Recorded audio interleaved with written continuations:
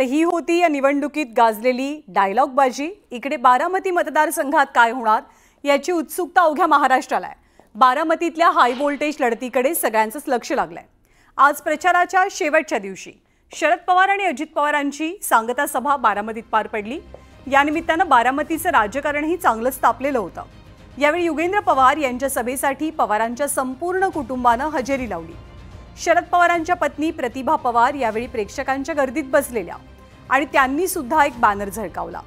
जिकडे म्हातारा फिरतय तिकडे चांग भलं होतंय या आशयाचा बॅनर प्रतिभा पवारांच्या हाती पाहायला मिळाला। तो एका कार्यकर्त्याने त्यांच्या हातात दिलेला होता आणि हे दृश्य पाहताच कार्यकर्त्यांनी एकच जल्लोषही केला।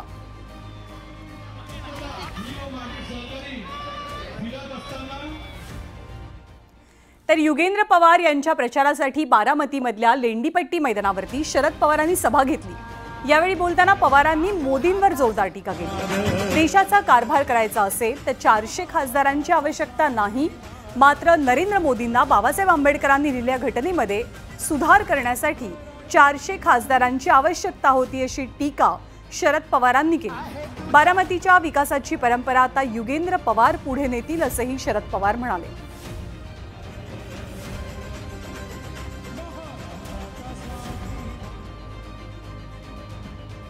काही लोक सांगतात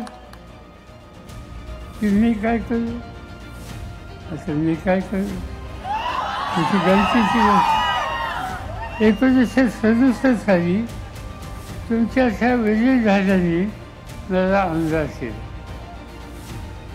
20 वर्षांनी आमदार, मंत्री, मुख्यमंत्री या पदावर होते। नंतर मला ठरवावं लागेल नवी पिढी आली अजितदादांना म्हणजे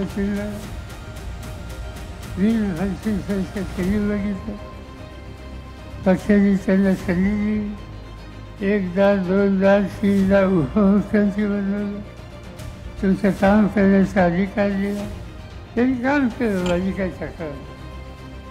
आता पुढं काय करायचं? पुढं माझी पिढी, माझ्यानंतर अजितची पिढी आणि त्यानंतरची नवी पिढी युगेंद्रची पिढी, ते युगेंद्रच्या पिढीच्या हातामध्ये। आणि महाराष्ट्रभरातल्या आणखी काही बातम्यांचा आपल्याला आढावा घ्यायचा आहे निवडणुकी संदर्भातल्या, पण त्यापूर्वी एक छोटासा ब्रेक।